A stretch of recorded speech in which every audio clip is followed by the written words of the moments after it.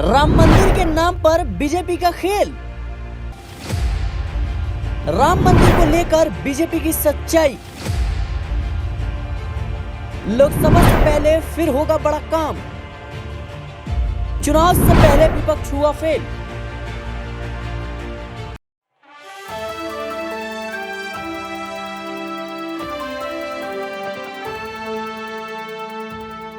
नमस्कार, आप देख रहे हैं नेक्स्ट इन पॉलिटिकल बाइट। मैं हूं आपके साथ सिराज। 22 जनवरी का दिन होगा जब अयोध्या में राम मंदिर का उद्घाटन होगा और जो अतिथि होंगे यानी जिनके हाथों उद्घाटन होगा वो होंगे देश के प्रधानमंत्री नरेंद्र मोदी। लेकिन जिस तरीके से अब अयोध्या को लेकर राजनीति हो रही है, राम मंदिर को लेकर जिस तरीके से राजनीति हो रही है, कहीं न कहीं अब बीजेपी पर लगातार ये सवाल उठते हुए नजर आ रहे हैं। विपक्ष जो है लगातार इस बात की आलोचना कर रहा है कि आखिर राम मंदिर के नाम पर राजनीति क्यों हो रही है। बीजेपी पर लगातार वो सवाल उठ रहे हैं कि क्या जो राम मंदिर है, जो हिंदू है, जो सनातन है, उसका इस्तेमाल कर बीजेपी वोट बटोरने का प्रयास कर रही है या फिर वाकई में बीजेपी को जो है एक सनातन धर्म से नाता है। इन तमाम सवालों के जवाब आज जानेंगे आज के हमारे सहयोगी अमन जी से। अमन जी, आपका बहुत बहुत स्वागत है।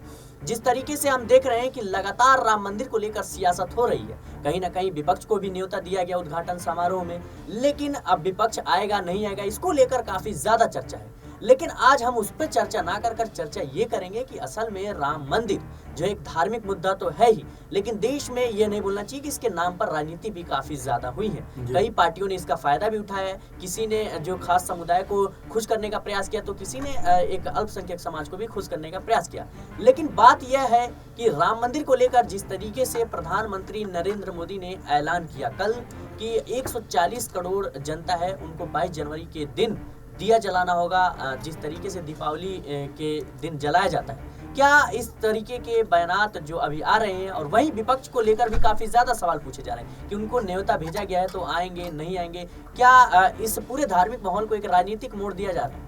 देखिए, बिल्कुल पहली बात तो ये है सिद्धार्थ, अगर आप देखें कि लंबे वक्त से कहीं ना कहीं मांग थी या कहीं ना कहीं उम्मीद थी कि यहाँ पर राम मंदिर बनना चाहिए। लगातार कह सकते हैं कानूनी लड़ाई इसको लेकर चलती रही, लगातार इसको लेकर कई तरह के आपस में जो कह सकते हैं तकरारबाजी भी चलती रही। लेकिन आखिरकार इन सब चीज़ों को पीछे छोड़ते हुए अब चूँकि मंदिर का निर्माण लगभग पूरा हो चुका है और अब वहाँ पर एक भव्य राम मंदिर बन चुका है, जिसका 22 तारीख को जिस तरह से हम देख रहे हैं कि ओपनिंग है। ऐसे में लगातार पॉलिटिक्स भी इसको लेकर चल रही, राजनीति भी इसको लेकर चल रही, क्योंकि जिनको निमंत्रण मिला है वो जाएंगे नहीं जाएंगे ये अपने आप में अहम बात है। वहीं जिनको नहीं मिला है वो भी लगातार इसके ऊपर हल्ला मचाते हुए नजर आ रहे हैं। जैसे उद्धव ठाकरे हैं शिवसेना के, वो भी ये बात कह रहे हैं कि भाई अब उन्हें ज़रूरत नहीं है निमंत्रण की, उनका मन जब होगा वो जब जाएंगे, क्योंकि राम किसी एक के नहीं, राम तो सबके हैं। तो जाहिर सी बात है इसको लेकर लगातार पॉलिटिक्स जो है अपने चरम पर है। और एक समय ऐसा कहा जाता था कि ये एक ऐसा वो जो कह सकते हैं लड़ाई का बिंदु बन गया है, जिसमें कई बार जो पहले जो जादू दिखाने के लिए लोग आते थे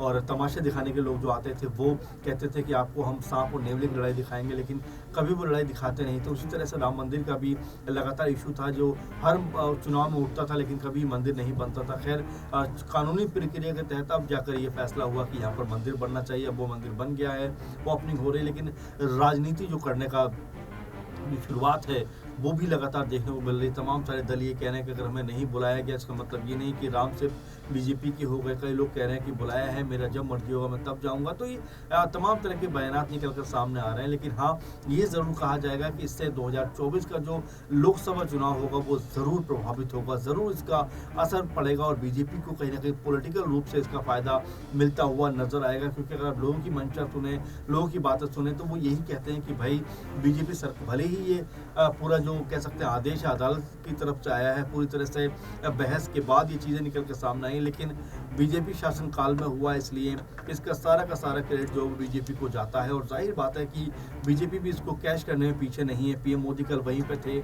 इसके अलावा स्पेशल ट्रेन वहाँ के लिए चलाई जा रही हैं। 8 दिन तक दीपावली मनाने का प्रस्ताव बीजेपी की तरफ से है। तो ऐसी तमाम सारी बातें हैं और कितना बड़ा जिस तरह से कह सकते हैं कि जो एयरपोर्ट बना है वहाँ पर खूबसूरती को बढ़ाने के लिए और तमाम चीज़ें वहाँ पर क्रिएट की गई हैं। तो जो ये बता रहा है बीजेपी के एंगल से कि वो जो सारी चीज़ें सुख सुविधाएं जो वहाँ पर मुहैया कराई जा रही हैं बीजेपी के नज़रिए से कराई जा रही हैं, उसका फ़ायदा आप तय मान के चलिए कि आने वाले 2024 में बीजेपी को मिलेगा। और यही मलाल कहीं ना कहीं जो विपक्षी पार्टियां हैं उनके मनों में है कि आखिर बीजेपी के शासनकाल में ये क्यों बना, और इसका सारा का सारा जो एडवांटेज है या फ़ायदा है वो बीजेपी को मिलेगा। और इसी बात को लेकर सब जो है पार्टियां अब इस मसले के ऊपर बयान देती हुई दिखाई पड़ रही हैं। आपने बात की विपक्ष की, लेकिन इंडिया गठबंधन में जिस तरीके से 28 पार्टियां हैं, लेकिन उनमें से कुछ नेताओं को जो है वो न्योता भेजा गया है। बात कर रहे हैं सोनिया गांधी, मल्लिकार्जुन खड़गे और तमाम और भी नेता हैं जिनका जिक्र आ रहा है सामने।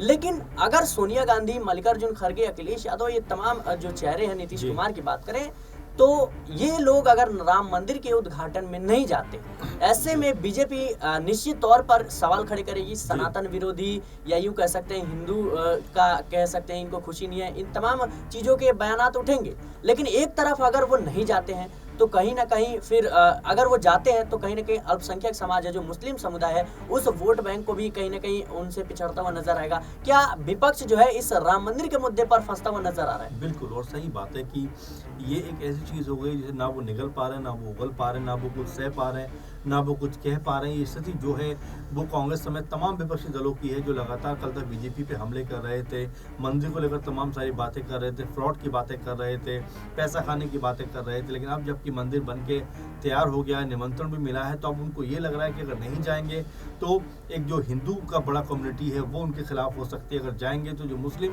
वोट बैंक उनके हाथ में वो उनके हाथ से फिसल सकता है। तो ये जो स्थिति है उनकी बहुत अजीब व गरीब है, क्योंकि आपने सही कहा कि बहुत सारे लोगों को निमंत्रण मिला है। इसमें सोनिया गांधी भी हैं, इसमें मल्लिकार्जुन खड़गे भी हैं, और भी तमाम सारे नाम हैं जिनको मंदिर के कह सकते हैं शुभारंभ के मौके पर जाने का कह सकते हैं कि निमंत्रण दिया गया है। तो ये एक ऐसी अजीब व गरीब स्थिति है जहाँ पर तमाम सारे विपक्षी दल लगातार रायशुमारी कर रहे होंगे कि हमें क्या करना चाहिए। लेकिन अहम बात यही है कि अब राम मंदिर है, उसका अस्तित्व है और उसका सब कुछ बन के तैयार है। तो ऐसे में आप अगर इग्नोर करेंगे तो वो भी आपके लिए कोई बहुत अच्छी चीज़ नहीं होने वाली, कोई बहुत बेहतर चीज़ नहीं होने वाली।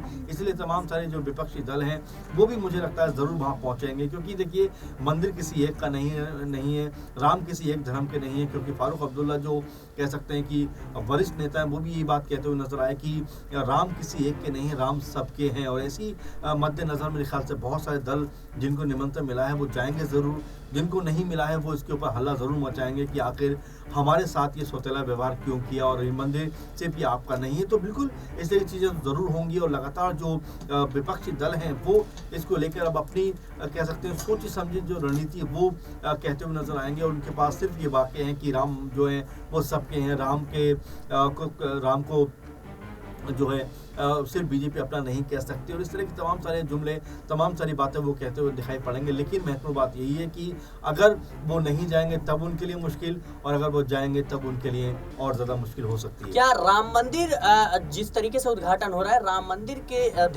मंदिर से ध्यान हटाने के लिए भारत न्याय यात्रा जो है निकाली जा रही है? छोटा सा चंद शब्दों में मैं आपका जवाब। जाहिर बात है, देखिए राजनीति में कुछ ना कुछ तरीका ऐसा ज़रूर निकाला जाता है जो उनके फ़ायदे का हो, क्योंकि आपको पता है कि राम मंदिर का जिस तरह 22 तारीख को ओपनिंग है, उसके ठीक 4-5 दिन पहले, 6-7 दिन पहले यात्रा निकालने का मतलब यही कहीं ना कहीं लोगों का ध्यान भटकाया जाए। लेकिन देखिए फिलहाल जो कोई भी ऐसी संभावना नहीं है जो बीजेपी को इस पूरे मुद्दे से ध्यान भटका सके, क्योंकि तमाम सारे टीवी चैनल्स पे इसका लाइव प्रसारण चलेगा, तमाम सारी खबरें इसको लेकर चलेंगी। तो मेरे ख्याल से बीजेपी के लिए बना हुआ पूरा मंच है और इसका फायदा उन्हें आने वाले 2024 के चुनाव में जरूर मिलेगा। जी बिल्कुल, कहीं ना कहीं राम मंदिर एक गंभीर मुद्दा है आने वाले लोकसभा चुनाव के लिए, और जिस तरीके से प्रचार प्रसार और तैयारियां की जा रही हैं, कहीं ना कहीं बीजेपी इसमें कोसों आगे है, विपक्ष अभी भी बहुत पीछे रह गया। और राम मंदिर एक बड़ा मुद्दा है, हमेशा से इस पर राजनीति होती रही है। लेकिन जिस तरीके से अब विपक्ष जो है फंसता हुआ नजर आ रहा है, बात करें उद्धव ठाकरे की तो उन्होंने साफ तौर पर जवाब दिया